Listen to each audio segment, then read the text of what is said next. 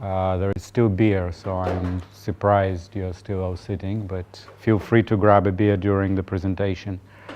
We came up with the idea for this presentation more or less out of an argument, as all good things come from. We were arguing with Ori, and we came to a decision in the end and agreed on everything, but we decided that it might be interesting to share.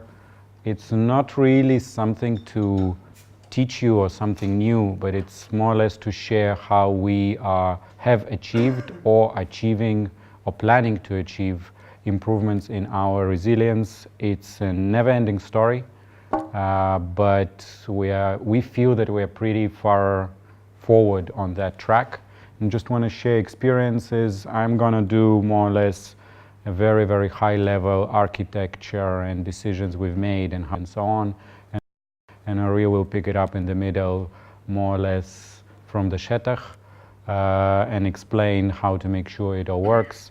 My name is Efim. I'm a chief architect in LivePerson. I've been here for 9.5 years. I started as a developer, and probably almost every system here I either wrote, broke, designed, or architected, or approved. That's probably the full spread. First of all, what is LivePerson? It's a SaaS solution that connects the agents of brands to consumers on their website, mobile applications, and so on. Connects it using multiple channels, chat, voice, messaging, really coming very soon. Majority of challenges come from enterprise customers, and this is more or less where we end up with our scale. Just to understand what we're dealing with 3 billion visits a month that we monitor, engage, optionally give chat, and so on. It might not mean much, but we guesstimate that we process about a bit more now, I think, than 200 billion API calls to our servers. We've collected over 6-9 months period about 2 petabytes of data, and concurrently we are monitoring up to 1.5 million visits at the same time, at the same point in time. And it just to understand, because a lot of our resilience problems actually start coming from scale. Just to brag a bit, we've managed to find a bug in Java itself, which Sun has acknowledged and fixed it since then. It was, I think, in 2 versions back. I think for people that know Java, it's pretty rare to find a major kind of P0 bug in a JVM, but we've managed, and the cause of it was actually extreme scale. Our production, we run our own private cloud, in 6 data center locations around the world. This is mainly for performance, legal, and other reasons. A bit more than 1,000 physical servers. I never can catch up the numbers, so I just put a plus. A bit more than 6,000 virtual machines, and about 99.97% uptime. I actually didn't want to lie. I could have put 4 nines, but that's not really the truth. We're aiming for that, and this is a true uptime, no tricks. You can trick and get this to 5 nines, but this is really the hard truth. Our engineering, approximately 250 people in R&D, that's including QA, automation engineers, resilience engineers, and so on. We do kind of what I call the Israeli way. We try to do more with less people, and we do it with balancing between processes and bureaucracy and speed of development. We want to encourage constant innovation. We are relatively open to new technologies. Just the only gatekeeper is probably the question why. If you can really explain why you need it, we will put it in. If it really makes sense, or if it's just, I think the biggest gatekeeper is if it's just for the cool factor, we're not using it. And anyway, we end up with quite a few big data technologies, languages, and so on. We try to do very fast release cycles. We release in weekly, bi-weekly basis to various stages, to alpha and so on. And on average, we do 33 interruptions per month, interruptions that we actually handle. And this is kind of the resiliency we're proud of. 33 looks like a very small number, but it's 1 per day, and then you have 2 left on a bad month. It is something which we notice. It's not something, a hiccup on the network, which already our systems recover transparently. So those are real interruptions that we handle. A few words about the past. We've built a monolith 11 years ago.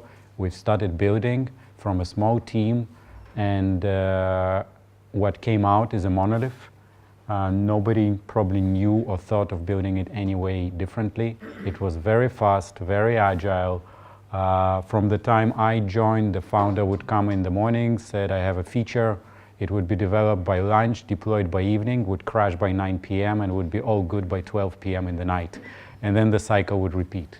It would not be funny if you're on call that night, but it was interesting. I don't think you can achieve that level of feature completion, speed of development in any other system, but it created other problems. We've got that system pretty resilient. We've spent a lot of time and a lot of things and money to make it resilient. We have high availability for it, active-passive mode of high availability. If the server crashes, very quickly another one spawns up almost automatically and recovers important data. It's expensive to do, not really nice to manage, and also not cool actually, but it is resilient. The reason that actually broke it were two, were scale and a need to innovate and develop within that code base by a lot of people. That worked for about 20 developer R&D. As soon as we went above, it started showing signs. We had to put a gatekeeper that would review every commit and say, hey, you forgot here, the garbage collector will go nuts. And that lasted to about 50 people, 70, and at about 100 people, we've said, enough is enough, let's start thinking. And we moved on. The second reason that it started exploding is it becomes a server that you do not know what went wrong. It went wrong, it crashed or ran out of memory. Why? I don't know, it didn't do anything. A customer did something or something changed, but there were so many parameters that can affect it that it became just pray and forget, or pray and get called in the night, or don't touch. Don't touch worked perfectly. It's been working for the last year and a bit, where we don't touch, we don't really develop, we call it our legacy system, we're migrating off it. Don't touch works amazingly, but that's not reality of life. And we moved into the present about 3 years ago nowadays, I think. We've made a strategic decision by the company to re-platform and move away from the monolithic system into microservices-oriented architecture. With all the buzzwords already that you've probably read in other presentations, the one thing I want to say is I personally try not to use microservice architecture because it's good, it's great in a university. In real life, we actually normally say microservice-oriented architecture. We make decisions based on what we need. Sometimes it's great to have a tiny monolith. Sometimes it really pays to split pieces off. So we have a lot of services, but we still have tiny, tiny monoliths all over the place. And I don't see it as a bad thing. The common buzzwords that I think everybody uses and that are really true for us This approach to architecture gave us composability. We could compose now services in unique ways, and we now get feature requirements from product, and sometimes you sit and like, that's the payout time. So wait, if that system talks to that system, we're done. Oh, that in a monolith brings me back like, okay, let's try to figure it out, how and what, and it's complicated. So it does pay out. It is a long game to pay out. It's not a quick payout thing. If you didn't guess yet, I think nowadays in architecture there are two lines of thought. Start with a monolith or start with microservices for a new project. I personally, in the start with the monolith, just don't do mistake that LivePerson did, and don't wait 11 years until you make a decision. Run it for, get to production, run, learn, understand what you need to split out. But that's another presentation.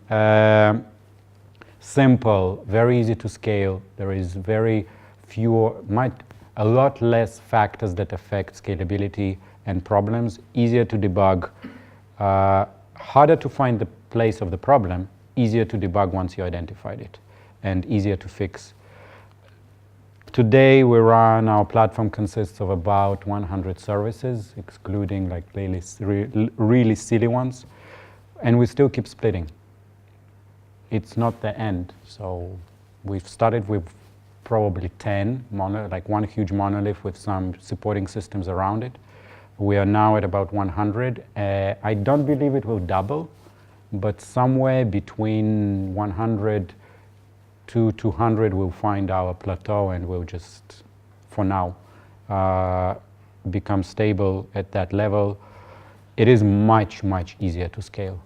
I think share that the cost we count, cost per visit, dropped I think 5 times. Just because we put a system that all it does is monitoring. That's it. And yes, it's split out relatively clean numbers, but even if you say that it's 3 times less, it's a huge, huge improvement. But you have to have a scale to have the payout. If you don't have the scale and you start with microservices, a proof of concept, don't expect savings in money, the opposite. And we talked about composability. It's really working. However, 100 services is a zoo, if you think about it. So the first thing we decided almost from the beginning is to group them into types. So we have systems which are content delivery systems, and there are several that do slightly different. We have data processing systems. We have monitoring systems. We have interaction systems. They're grouped because they live within the same problem area. They solve kind of slightly different problem spaces within each one. It really helped, at least me personally, to understand our architecture, and I think also to manage, because the first question people ask out of which group it is, it's more of that, okay, let's go. Adding a new group is a much bigger decision. It has to get more people involved, because why are you adding it? We've been running for a year and a half with several groups, enough. The other decision that we did is divide our platform into layers. And our platform is divided into 4 layers. In our case, we call it kind of real-time layer, near real-time processing, offline layer, and admin and configuration layer. Those are 4 major layers. All our systems fit into them. Intelligence, the reason it's in the middle, if it happens that you can see, then it's because it's kind of one part of it is in real time and one part of it is in offline processing, but those are like 2 systems. I can't really show you the real architecture. I'm not really allowed. So this is a architecture, what I say. It gets the point across. You don't see 100 services here. On a real one, it's a lot of boxes with real names and so on, so I decided not to put it. The contrast is not that good, but if you can imagine that this is a layer, this is still the middle is a layer, and the same applies there. So those layers, I'll cover why it helps us, but any kind of, at any level, you need to look at the problem in a different light, from different height.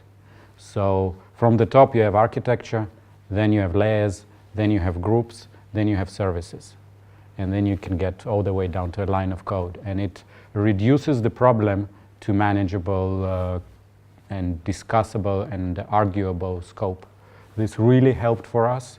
And it's in a lot of times, just by where the system is being put, there is a guideline for that. The system in that layer needs to work at that scale with that SLA with the following requirements, just by putting in a layer before even knowing what that system does.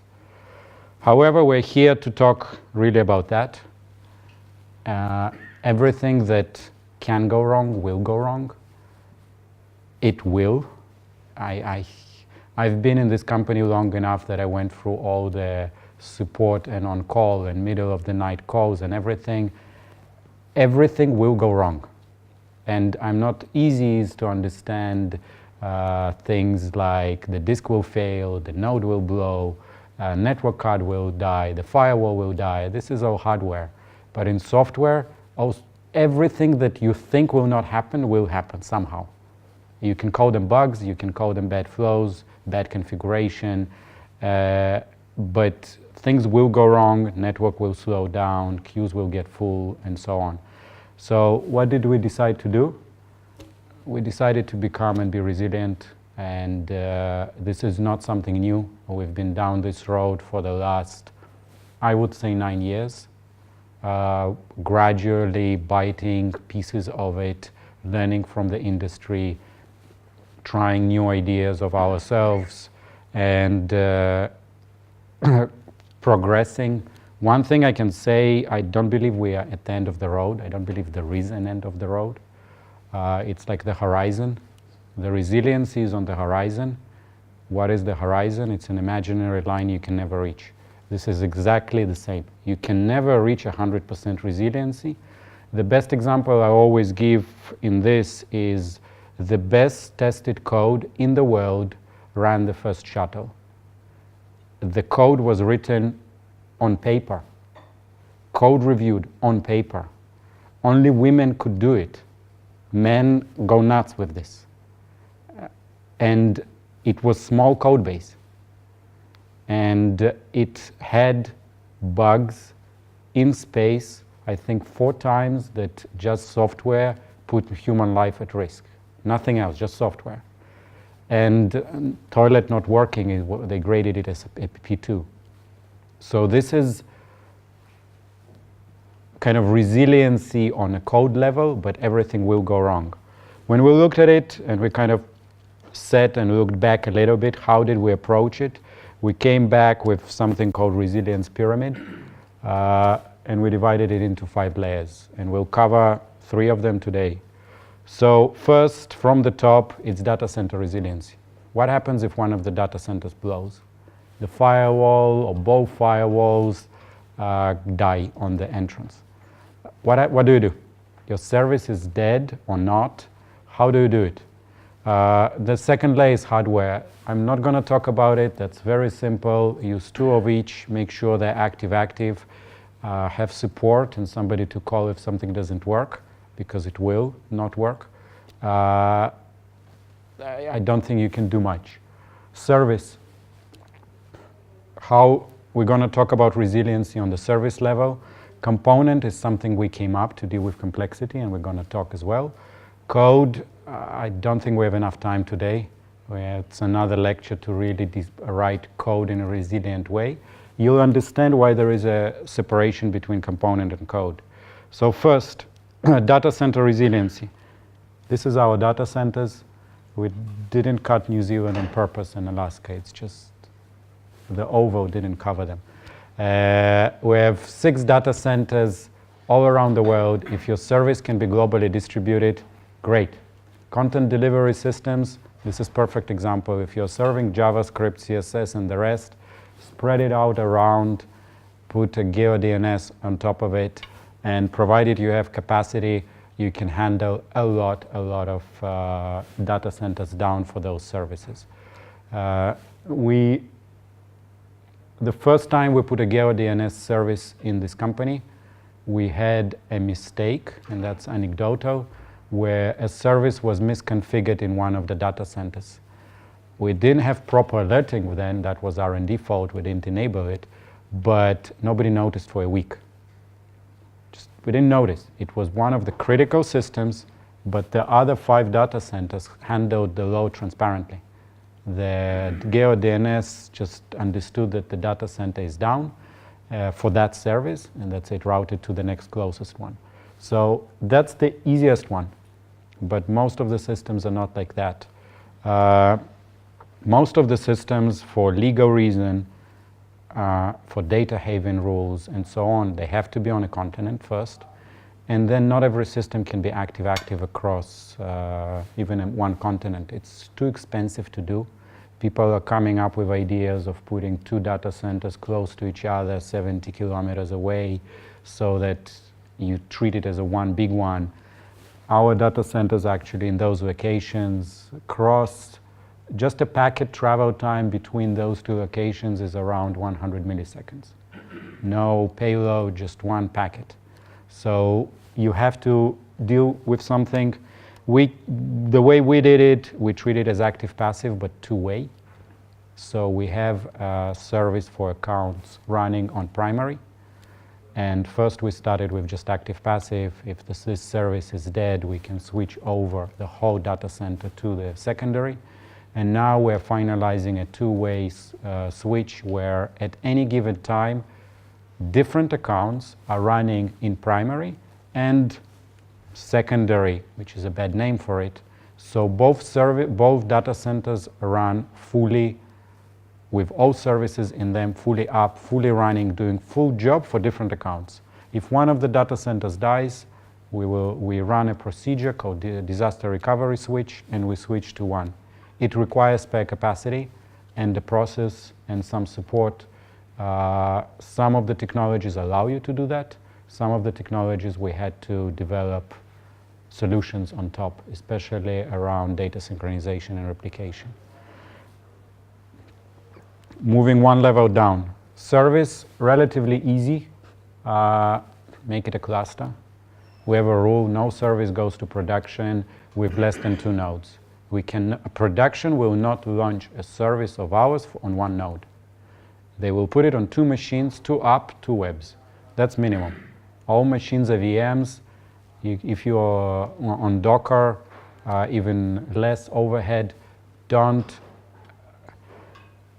try to save $50. Because when the service is down, for whatever reason, you'll lose a lot more, at least in our case. We get paid over SLA as well. So put multiple nodes. If a node crashes, at least the service still stays up. You can lose the data if you keep it only in memory.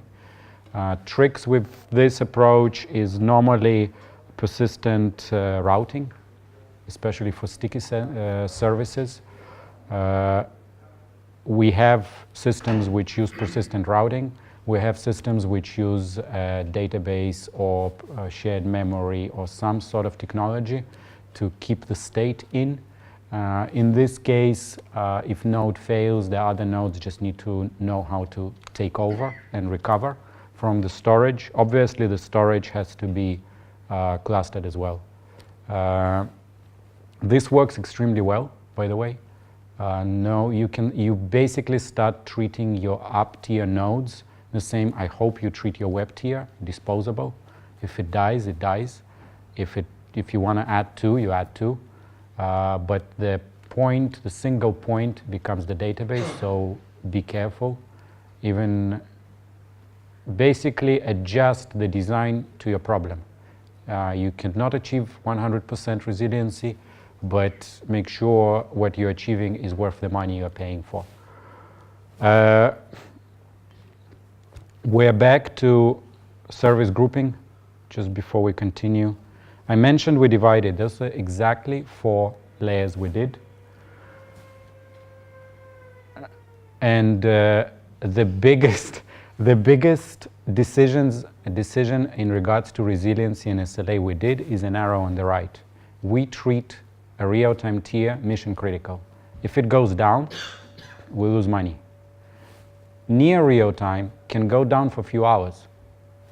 Okay, we'll catch up. Reporting offline, which is mostly around reporting, if it goes down for 24 hours, you can tell your customers, I'm sorry. And here is your report that we've caught up with it.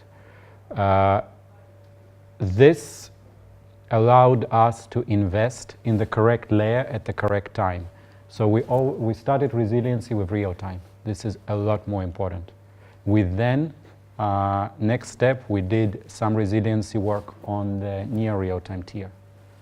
And even now, we are ready for, let's say, real-time tier can work with none of the other tiers available or up. We cannot spawn new nodes in real-time tier because it gets its configuration from the config tier, but as the service is, it can run. It has a time limit because it writes data into local storages and so on. But that's just money and capacity. You can enlarge it by giving bigger disk. But today, I don't remember the numbers, but it's about 4 hours we can run. This is one of the rules. No system in tier can depend critically on a system in a tier below. For us, that was also an eye-opener at some point. It cannot depend. If it really, really helped us because otherwise you end up that everything is dependent on everything and everything needs to be up all the time. So no dependencies, treat it in order of priority and decide and divide and produce dividers between. The fun part, lots of services talking to each other. Network, what was so easy in a monolith, you have everything within the same even memory space or JVM. Just reach it out and you just do a pointer, and that's also a cause of spaghetti code, but it's very easy, but it bites you back. Now you can't, it's all over the network. You need to write somewhere, you need to call another service, you need to get a notification from the bus, you need to write to the bus. It really creates complexity a lot more than we had before. So we came up with something called components. It's the glue. It gives us a level of abstraction. For example, we have a system that needs configuration. So it needs to go to what we call account configuration system and fetch. We don't allow the system to go directly. Take a package. It's called account configuration client. The client is the component in this. We abstract the complexity to deal with all the network, all the delays, caching, and so on. We isolate the common problems and we fix them once. That's the most important thing we learned. Resilience is hard. It's really, really hard. Developers in their kind of coding, they estimate 80% for coding, 20% for resiliency. In real life, it becomes the opposite. And we've decided to spend our time wisely, where we even put people on several, like teams, on several components and told them, work for 2-3 months. Show me that it can't be killed. And people find bugs over bugs over bugs over bugs within those teams until they get it to the level that it can't be killed easily. For us, this was an eye-opener because you're not dealing with 100 systems talking to each other. You are actually dealing with 7, 8. So everybody needs account configuration in multiple languages. Write it exactly the same. Spend all the time there.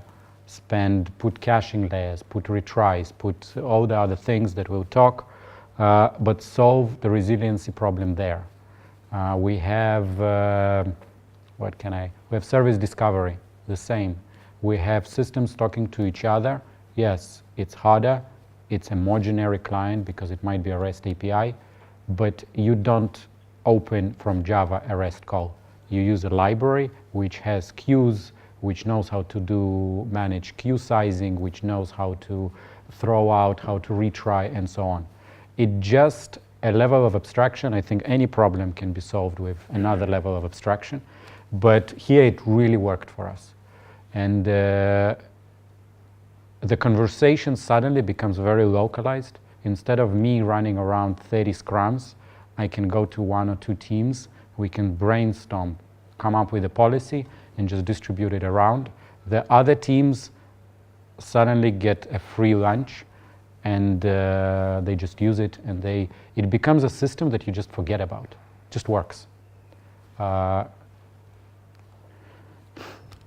We defined some guidelines, and this is really the summary. This is really the core of what we've achieved. I think if we go back to the pyramid, the data center was relatively obvious. Do disaster recovery. It's just the way you do it. In our case, active-active was and still is too expensive to achieve in pure form. Only for stateless system, for content and so on, it is doable. But whenever you have stateful systems with real-time stateful system, it becomes very, very expensive and hard. So we came up with components to solve the problem with services, and we came up with guidelines. Retries, define a retry mechanism. We had downtime from a service trying 3 times and giving up. They keep trying. Retry, never give up. Have a floating delay, have something, but never, never give up. Again, you can come up with scenarios where this doesn't work, so use it, like make a judgment before you use it. But do not give up. Think always what happens, not when it crashes, but also when it comes back. Database clients are very good at that. We actually had few exceptions where they were not even configured to recover. If the database is restarted, that's it. You need to restart the application. It is silly, but it was actually one of the first findings we had in microservices architecture. However, beware of the distributed denial of service, especially from your clients. We have policies, minimum internal retry delay system to system is 1 second, and then start multiplying. Minimum client is 10 seconds. Because we had, I think 2 years ago, a small isolated interruption where the client was doing a retry in 1 second, in 2, in 4, in 8, in 16. Great. Yeah, but we're all on the JVM type languages, at least we are. So the machine went into a GC for 1.5 seconds after under load. The number of requests doubled in that second, and the machine started working again and again, and it took us 15 minutes to bring the service back repeatedly. So define a policy and stick with it. We didn't find any reason for the client to retry more often. Fallback, fake it until you make it. If you can, if your dependency is down, can you fake it? That's the first question. We had cases we compute a score for every visitor, a number, based on a lot of intelligence, a lot of algorithmical stuff. If the scoring API is down, flip a coin. That's what we do. Okay, so we will invite or offer chat to not really interesting visitors. Yeah, but you didn't kill the service. The service level gets degraded, but the quality of the service provided gets degraded. But flip a coin. The service is still up and it's working, and now you can rush and fix what went wrong. Use a previous value if it applies. For one of our systems, it really did. Tell the client to come back. Don't forget that your clients are also part of the resiliency picture. They have to deal with your service being down. They have to deal with the service saying, I'm busy, come back in 10 seconds, come back in 5 seconds. It's better to tell him to come back than to crash. This provides also kind of throttling. You can throttle by a number, you can throttle by how busy the service is. It's up to you. But the client needs to know that he can get a call back saying, come back. Most of our APIs give this response. It creates a very nice self-adjusting mechanism where as you are busy, you tell him to come back in 10 seconds, in 15, and it kind of helps itself to go over the peaks. Another example that we have for fallback, we are writing a lot of information about 1 million events per second peak to our data bus. The data bus can go down. What do? We write to a local file. That's it. Very simple, very hard to do. Not the write, the catch up and recovery and so on, the whole process that manages it also has to be resilient and be able to catch up. But this is our buffers of if something goes wrong, we have that time before that system gets affected and that time before that system gets affected. We cannot obviously survive infinite downtime of our near real-time tier. But we have a very good buffer, and we can enlarge it in emergency just by throwing some capacity at it. Cache. Cache is the simplest resiliency technique. If you can cache, cache. If you can add warm-up files to your cache, do so. If the service comes back, we had cases where we have account configuration, we're going and doing a rolling upgrade of about 100 servers. They all, within 10 seconds, are going to go to account configuration API. All of them. You either scale the account configuration to do to handle that peak scale, but if you don't want to, first of all, have a warm-up cache. Come back. Maybe it's a rolling restart. The data there is 5 seconds old. Use it, and lazily go and refresh the data. For our configuration, what helped, we actually use not only object IDs or entity IDs, but also revisions. And the revision gets propagated, and we know how to handle not existing revision in most of our clients.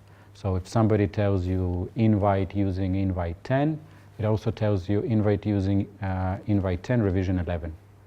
And this synchronizes consistency around the system. Within an eventually consistent system, you actually can be consistent all the time.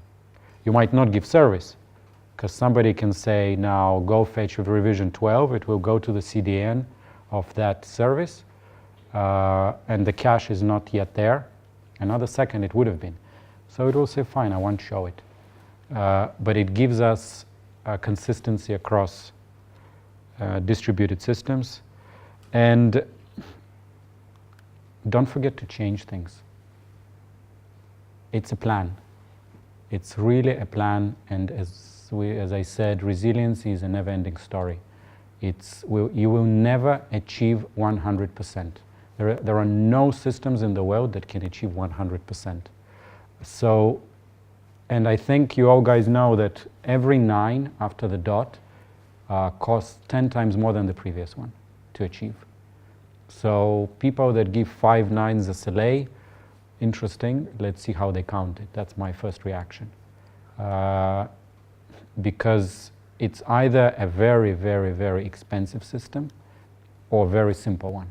It's very easy to achieve 5 9s on a CDN for serving content. Great, okay, we'll put web tier, stateless, and so on. But on stateful system with real-world products running on them, it's very, very hard because there are a lot of moving parts. And keep improving. Plan A, I think my feeling is we're about in the middle of our alphabet. This is by no means the first thing we did or the first approach. We've been learning and learning and learning and adding letters. Keep changing, keep adjusting, and keep learning. Ori will start talking about it, but it's a loop back. Do something, have an incident, you're gonna have one, have lesson learned, fix, and so on. You will see that in our experiences what happened is once you initiate such a process, The first several fixes are very easy and fast, but they also fix 80% of the problem.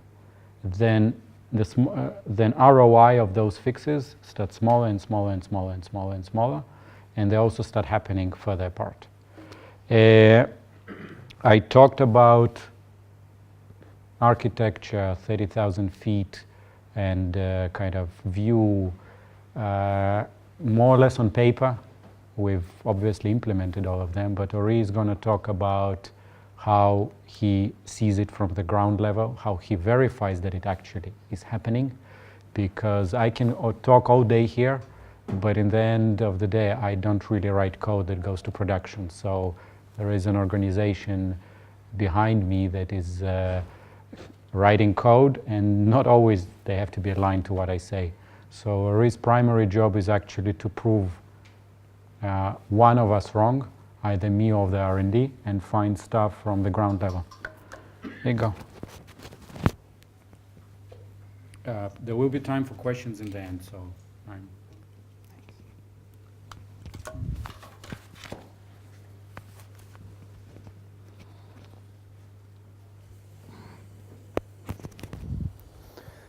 Okay, hello everyone. My name is Ori Cohen. I'm the lead resilience engineer for LivePerson. I've been here for about a year now, and I'll continue Efim's conversation from a more kind of down-to-earth, kind of daily practices view. So let's start. When we want to implement resilience in an organization, the first thing what we do is we need buy-in from a company-wide perspective, which means we need everybody to realize that resilience is not something that's nice to have. Resilience is key. We need our customers to trust our product. We need our customers to be able to know that every time they reach our product, they reach our service, they know it's going to be there, they know it's going to provide service, it's going to do what they expect, so they can return to the service with faith it's going to be there and not even worry about it.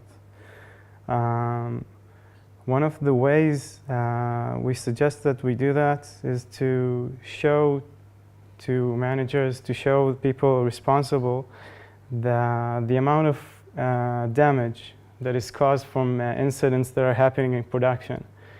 To show them exactly what is causing those problems, if they can be avoided, and what to do next, how to implement resilience in your company based both on your knowledge and based on the experience of other companies. You need to show successes of other companies to show this is achievable, this is not magic that other people were able to manifest.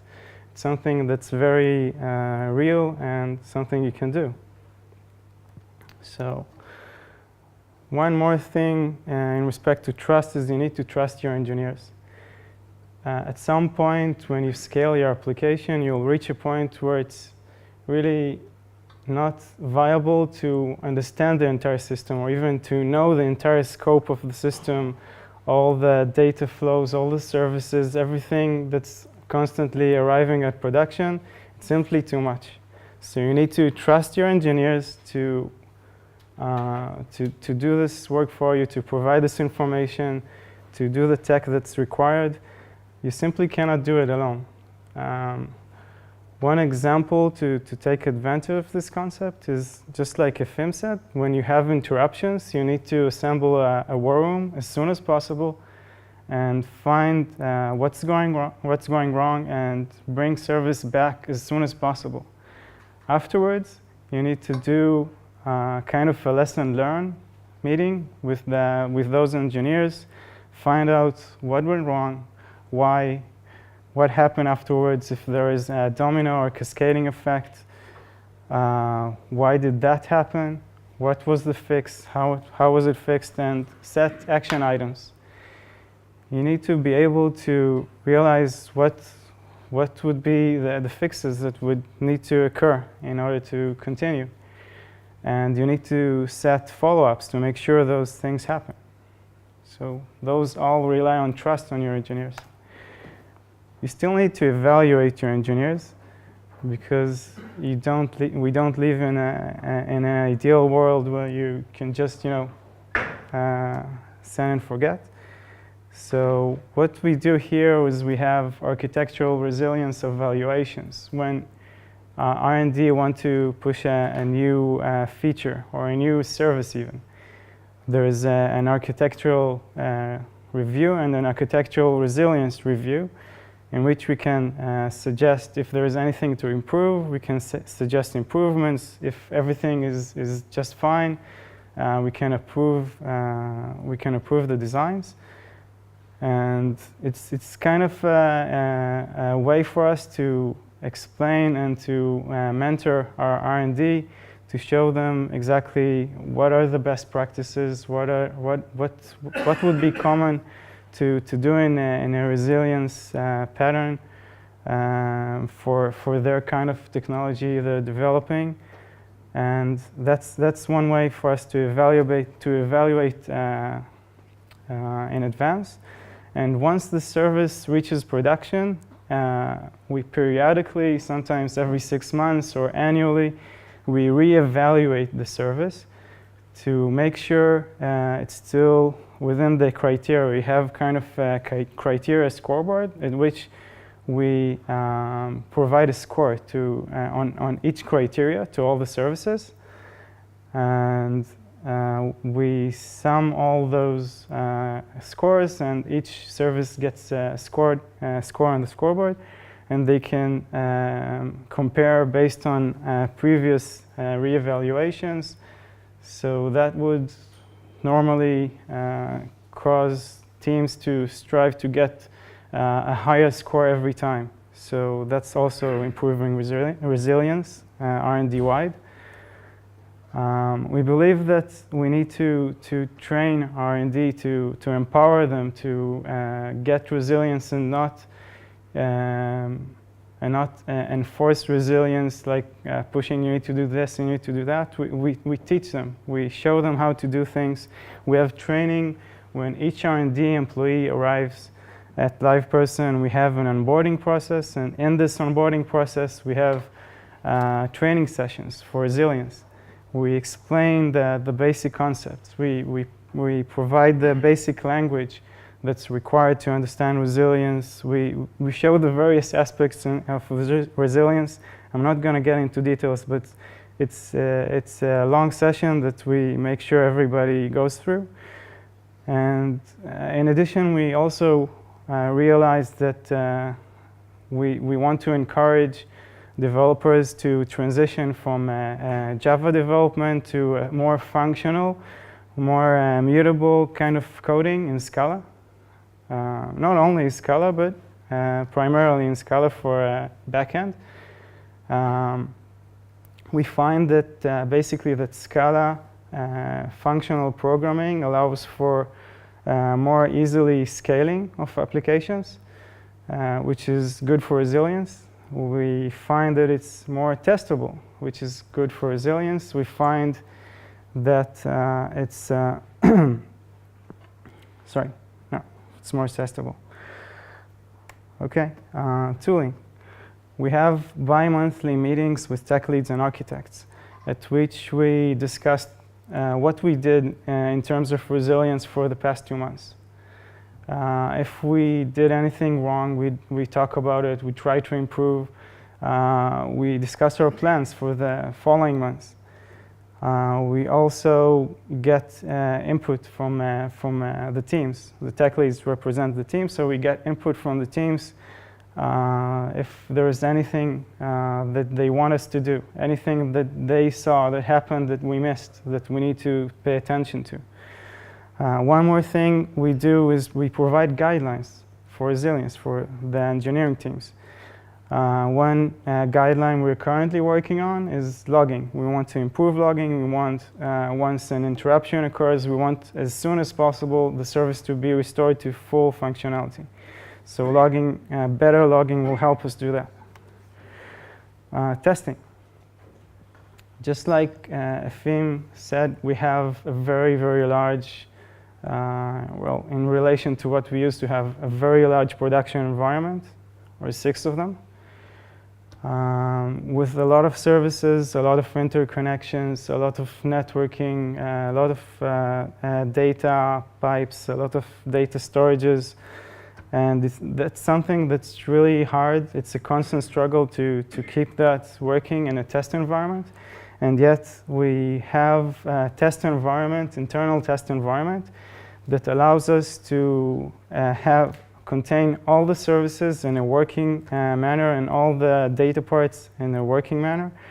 And we have that working completely. And in addition to that test environment, we have kind of CI mini labs as appendixes to that test environment. And every build, basically, that's generated from the development cycles, it passes through those CI mini labs. There is such a mini lab for each team, at least one. And if the build passes, then that build gets deployed to the full end-to-end test environment. And we have tests running 24/7 on that test environment that are checking for user experience. Our application is a web application. It's a user-facing application. So to test that, we have to simulate users working over a browser. So we have tests running all the time, checking how user experience is functioning. Both from an agent, we have an agent visitor application. So both from an agent perspective and a visitor perspective. And if the team that is responsible for the build, after the build is deployed, sees that the build broke something, and according to those tests in our test system, they're supposed to revert back to the previous build so everybody can continue to work, because otherwise it's kind of an internal interruption where nobody else can really do much. When a release is, we want to pass a release to production, what we do is we pass it initially through a sort of canary-like production environment, a completely live environment with customer data and everything. It's just a smaller scale production environment.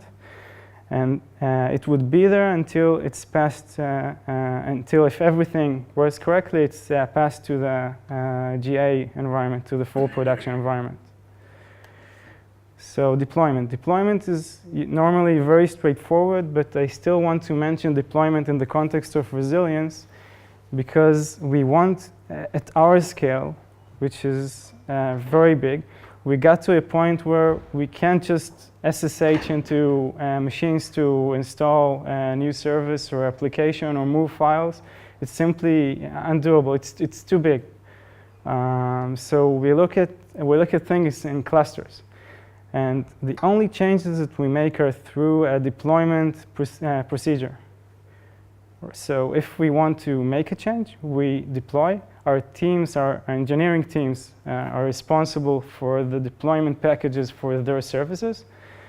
And the operations team use those deployment packages to push those deployments basically to the clusters of the services they want to deploy to.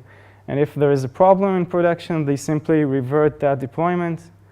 We use Puppet for that.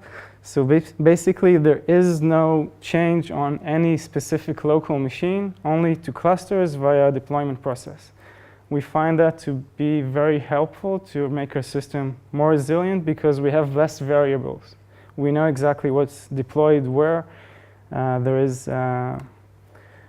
There is a processor. So we have a system, we have processes, but we still, at that point, don't know what's going on in production. So we have metrics, but we have thousands and thousands of machines, just like Efim talked about. And we need to collect metrics about amount of concurrent connection, CPU, amount of requests entering any specific API per second. We need to to see the amount of usage of bandwidth. We have tons and tons of metrics for me to collect on every machine that we have. And we do that through an open source system for monitoring called Zabbix. We also collect logs. We collect logs from web applications, from web servers, from app servers, GC logs, whatever. We push that from our production machines through our distributed data bus through Kafka to be pulled via Logstash and pushed to Elasticsearch so we can query this data in real time, and we can also query it looking back, which is extremely useful to be able to look at logs from high level to see trends of what was going on at any different time. And just like we have in a test environment, we have even more in a production environment. We have around 250 tests running in production at all time.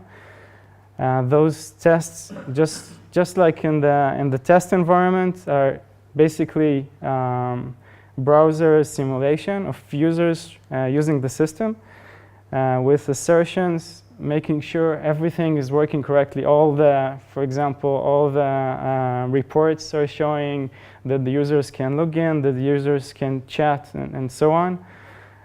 So that is monitored constantly to make sure everything is working fine.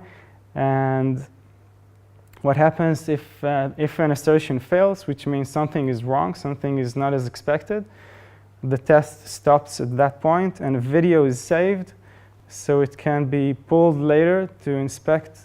In terms of viewing, a person can look at the video and see exactly what happened during the failure, and from that deduct exactly what's the problem.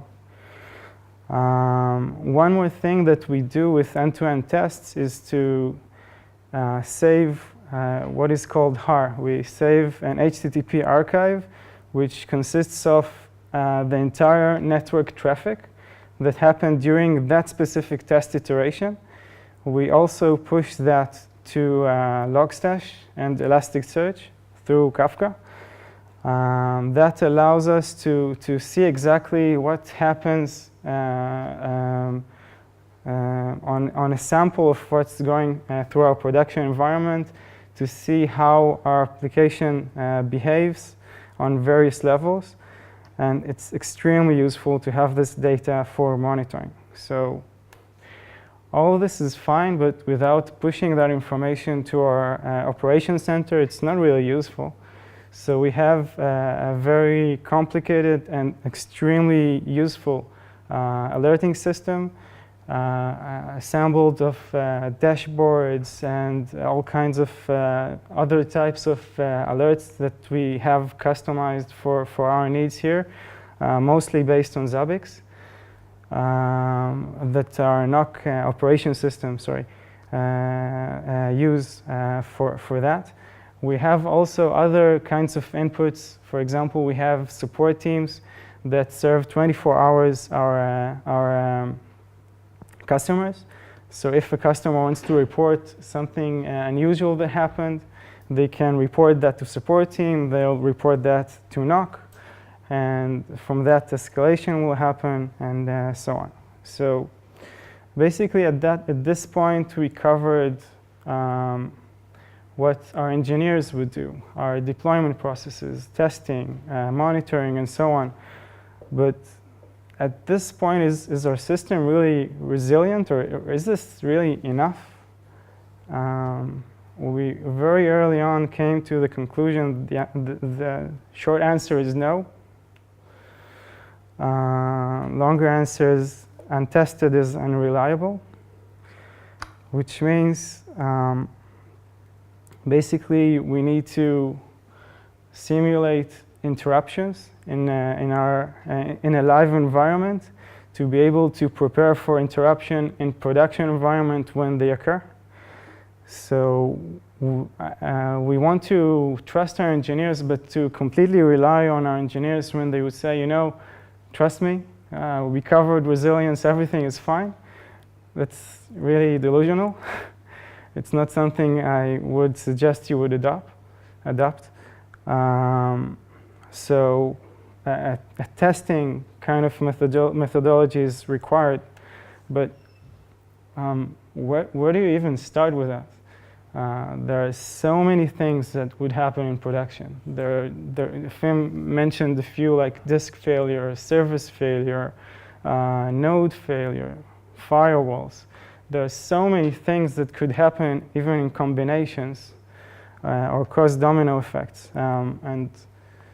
Where do you even test that? We said a live environment, but production, really? And when and how often would you test that? It's a pretty serious consequences test. And you also need to take into account system and service readiness for resilience, which is kind of a trick, because if you don't test, you don't even know. So the answers for that would come from a cost effectiveness context. So our conclusions at this point in time were to concentrate, just like Efim kind of pointed to, concentrate on stuff that happens most in production, which means you should classify what kind of interruptions you get, what are the root causes, what are the services that are affected, how they are affected, and kind of group them and see what's common, and focus on that. Also focus on the big important things. Like if you have services that are really critical for your system, you want to start there. You don't want to focus on services that nobody really cares if they're down for 5 hours. It's really something that would be wasteful, because everything translates to cost. And we're not saying don't do that, just don't focus there, don't start there.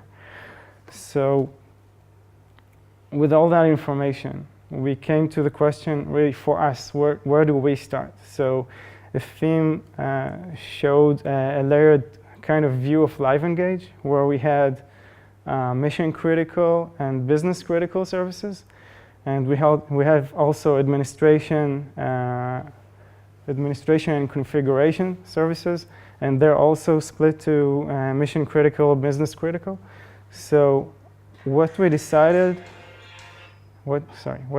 is to start with the mission critical services, and also to look at the data flows. Efim talked about clients. So data flows are managed by the clients. When a service wants to connect to a different service, or to a data source, or to a data repository, they need to use the client to do that.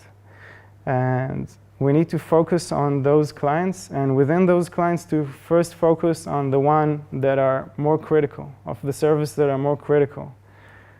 So, okay, so we decided where to start. We decided where to put this in context, prioritization and so on, but we need to be able to understand when we break things in that live environment, we need to understand what happens. I mean, how do we know if the services, what services are affected, how they're affected, when service, when we unbreak what we broke, if service fully returns. So what we decided to do is to introduce something we didn't have before. And we decided to monitor mission critical services that are on the perimeter of LiveEngage, which means basically user facing services, services that are providing service to actual users.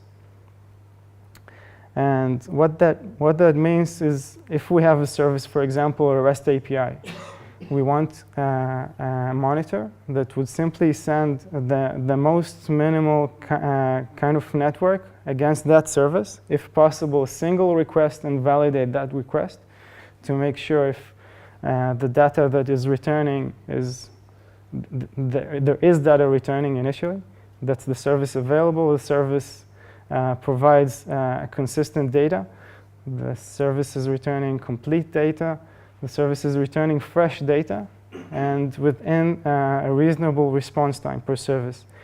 So those monitors were developed. They are meant to run in very high frequency to provide a lot of granularity and high resolution of what's going on. And like I said, they provide very good coverage of what's going on in a system. Okay, so incident injection testing. Basically, we decided to do this testing in our test environment, which is a complete environment in terms of the services contained. Our test environment is running virtual machines over VMware. So our automation is basically to use the VMware APIs to connect to our VMware system. And the incidents we currently inject into our system are disconnections. We have pools of options, basically, we call them, of what can be disconnected. It can be a single machine. It can be multiple machines. It can be of the same service. It can be a complete cluster, and it can be a complete service. So based on randomization rules that we have here, our automation drops a network for a specific option that was selected. After a while, again, a random time, that network is restored. And using our API monitors, we see exactly what's happening during the incident and during recovery time. And if we see our service didn't recover fully in a threshold that would compromise the system, we stop the automation completely. There is a rule there that will stop the automation. And that would be obviously a bug. And we say that the system was compromised and we can continue. Our automation system also pushes logs through Kafka to our Logstash and Elasticsearch. So we can afterwards evaluate everything that was happening in context. We get the logs from the application and web servers. We get the logs from our resilience incident injection. And we get the logs from the API monitors.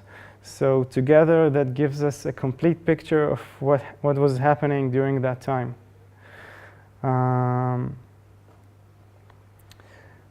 So, right, the process. The process initially, we wanted to do that during nights and weekends and holidays because we have development teams basically around the world. So holidays would sometimes include Sundays and also include Fridays. So basically, we have what's left is Saturdays. Regarding nights, there are teams that are working during Israel nights and so on, so nights didn't work really. And for complicated scenarios that we can't reproduce in our test environment because it's not like our production environment in terms of scale, in terms of load, in terms of network, in terms of firewall capabilities and so on. So complicated scenarios that can't be run on our test environment are pre-scheduled to run on a disaster recovery data center, and they're run there separately without any actual real customer traffic passing through that data center. So it's completely excluded from the production environment for the test duration. Teams need to opt in for this. Thankfully, we have enough trust from our company, really company-wide. So engineering teams are really kind of flocking to introduce their services into this kind of test environment and test procedure. And we're working with our teams to include as many services as we can. And it's really going better than we expected. The process is really to write the API monitors with the teams because they know their service best, and we simply can't do that alone. And we continue from there. So that's the end of my part of the chat. Yeah. So, Efim. Thank you. You talked about that one. Okay, I'm sorry. Got confused. Just to close and kind of do takeaways, I think one of the biggest closings is you cannot achieve it. You can just try your best and do majority of the road. There is no magic solution. It is really a multi-layered solution that every piece has to work. Every piece has to be tested. Every piece has to be tested at each step and each level in all processes. And in the end, when somebody tells you, trust me, that's the first indication that you should go back and test. Don't trust. I think Google has a saying, if it's not measured, it doesn't exist. If it's not tested, it doesn't exist. A lot of stuff when we said we have this procedure, it's great, we've done it a year ago, when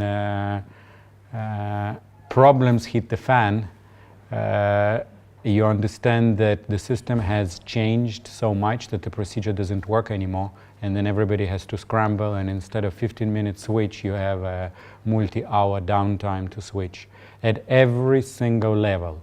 And you can take it on the data center level, on the service level. If resilience is an investment, and the investment is not only in coding and designing and architecture, the investment is ongoing in making sure it still works in whatever works for your company, but it has to be in the culture. It has to come from the culture point. You cannot just put a resiliency team and say we're good. It has to come from VP R&D, VP product, CEO of the company, that the recognition that it is important. If your system is down and for a day and nobody noticed, okay, I have two choices. Either your system is very special or nobody really uses it. But if your system is down for a day and you lose $1,000, it doesn't pay to spend $1 million to prevent that. So, but if your system is down for a day and you lose $5 million, it's a problem. You have to invest. It has to be comparative to the loss, and that's also a driver, because in the end of the day it's business. We're not doing it for altruistic reasons. But manage cost of investment. There has to be ROI positive for sure. It cannot be other way, unless ROI is not only about money, also about prestige, image you project outside, and so on. So you might invest and say, even in the worst scenario, will only be ROI neutral. However, the impact, news, and so on is really important. There are tons of examples of image. I just came from a customer meeting where one of the hugest customers in the world, like financial organization, all they care is, and it came repeatedly in meetings, if there is an article with our name and something negative, our share price goes down. That's the loss, and it's measured almost in trillions. So that's also a loss. If LivePerson has in the article that the service was down for hours, our share price will react to that. Your board of directors will react, the CEO will react, and even huge companies, I think you all know United with the guitar, the share price went down, I think, 15%. Just because his guitar was mishandled, he approached their support, they basically told him to go away, and he just wrote a song on YouTube, and it became viral. That's it. They begged him, here is money, take the song off. He said no. The share price went down 15%. Something didn't work. Doesn't matter. The service didn't work. They provide flying services. You provide probably some sort of service API and so on. So take that into into account. I think enabler, long-term culture is one of the most important. We're all engineers. Actually, don't know, but I guess. If your manager does not, his bonus is not tied to that, or VP R&D's bonus is not tied to that, it's a non-starter. Because next time he will have to choose what to do first, he'll choose a product feature. So bonus is just an example of a driver, but any other incentive has to be associated. Otherwise, you are basically blowing against the wind. It might succeed. Normally in the world, 1 out of 100. But at least know what you're going against, if that's your agenda. The last thing, I think, is the last two things. Keep things simple. It doesn't mean that the whole solution might be simple, but divide it into simple, movable parts. We used our pyramid, we sliced it, we used our layers, groups. All of them were around, let's slice and dice into manageable chunks because nobody can manage the whole thing. And that's also part of the culture, trust and empower. In the end of the day, we can talk here and tell you how great it is, but developers on several floors here are probably writing something completely different. You have to trust them, you have to educate them, you have to work up and down, meaning to upper management, give me budget, to the developers saying you will also not get woken up at 5 a.m. It will just work. It's cool. Resilience, it's also cool. And break stuff repeatedly. Practice and break. I once saw a presentation of MasterCard or one of the Visa where a guy came in, and it was years ago. He actually was presenting with a security person next to him that stopped him twice during the presentation. And basically he says, we have a person, and imagine downtime for MasterCard. That's it. No money, they lose. Real money. They basically have a person. All his job is to come in the morning and say, we're gonna shut down data center X. And see what happens. That's his job. That's taken to extreme way. It's like direct effect on money, not through SLAs and so on. Just you lose money. It's down, you lose money. So that's one person, the extreme case of having a job, coming every morning saying, kill that. And see what happens. And write a report. Every day. Every day this organization kills one data center. If you don't test, it will not work. All the things that I talked about will not work. Without Ori, it's just air. And we've seen this in this company, that we've decided this. This pyramid was talked about, maybe not organized into a pyramid. All of those things were talked about, agreed upon, and then developed, and then Ori came, tested, and trust me, does not work. So check, and check. And thank you. And questions, if any. Are you using some sort of open framework for doing this type of testing, like the CDNR? No, we don't now. I can try to answer, but it's more a question for you. Not now. They've automated using VMware, like you talked.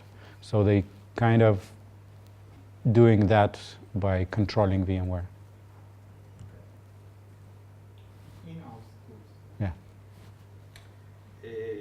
How the engineers can trust the written code and test it before committing to source control?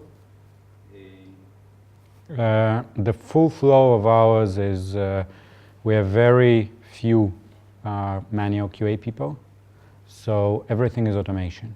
So first of all, the right unit tests, then the right system tests, they can commit and it doesn't affect anybody. It goes to a CI environment where the service is built and system tests run against it.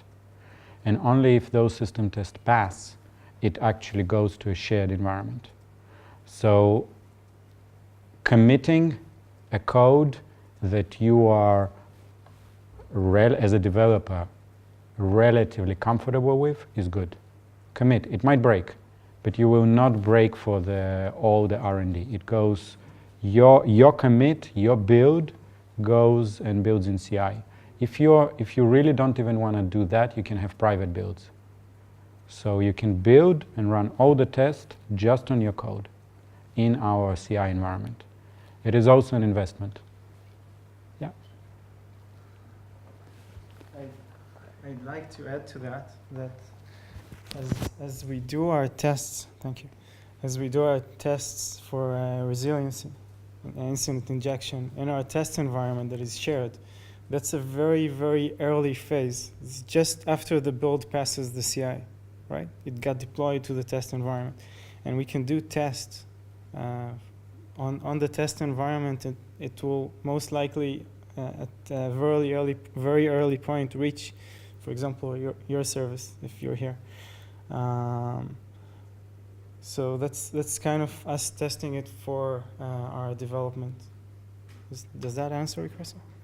I think in addition, just one comment I want to add, we treat resiliency, scalability, security testing as almost like part of QA. It's just automatic QA. There is functional testing, product testing, UAT, and so on. But a developer, I don't think, can test on his machine scalability. He needs to go somewhere. So we do it automatic in a CI environment. That's it. How do you enforce the resilience in the code level? How do you make the developer use the libraries you intended to use? By, I think, using a layered approach. This company is built on checks and balances. So you as a developer don't have absolute freedom to add what you want. For example, you cannot just take a library and use. You have to, for legal reasons, for other reasons. So we have layered approach that almost every team has a tech lead. Tech lead's responsibility is to be really aware almost on a code line basis what's going on, packages and so on. I have a system that is run by security that whenever you add a package, I get an alert. Just an alert. Because I know historically it happens that I am supposed to approve for legal reasons because I have a whitelist of licenses if you can or not use a package. The next one is we have system architect layer, which is people whose job is an area, a major group of systems, and technical responsibility for that group. They have a wider view.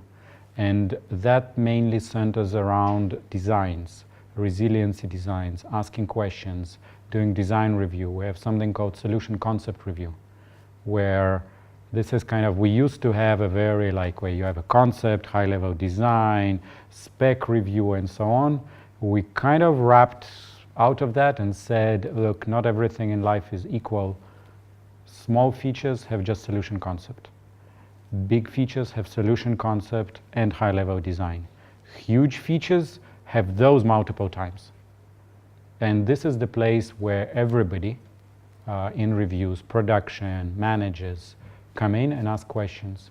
Hold on, what happens if now 1 million visitors come at the same time? What happens if this and that happens? That's more about design. Then when it goes to code, it is on the system architect and a tech lead to make sure it happens. The other side is part of the culture, or kind of, you will get woken up at 3 a.m. So it is in your own interest. Sometimes, especially for junior developers, it takes a while to understand. But that's why there is code reviewers usually, not only to see that the code is correct, but it also aligned with the design and so on. But It is trust, but also check. Don't just trust blindly. It's not blind trust. We have checkpoints, from experience, very well designed for key people to have, to put a block. We have solution concept review, which is relatively early, supposed to happen before you write a single code, which is almost like a high-level design with Q&A. We have code review, maybe high-level design if needed. Even thing like production says, before I launch it to production, where is the concept or high-level design document? How come I wasn't involved? No. Let's go back, let's do a review, let us ask questions.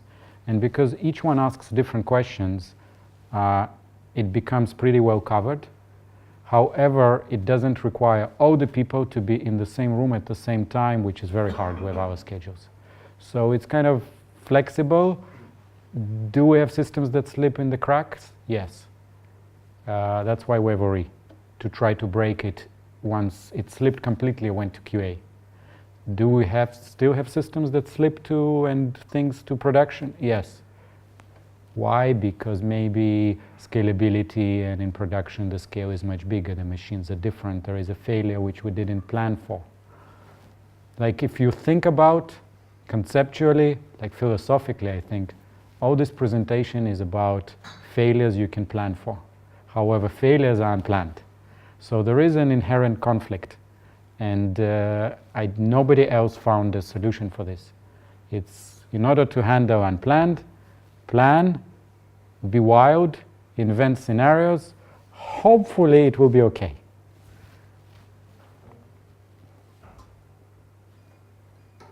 You have discussed automation around the development process. What about automation around alerting incidents? If you mean in production? In production, we have a whole process, which means we have a NOC 24/7. There are procedures for each alert that the team defines. There are automatic procedures that kind of scripts run.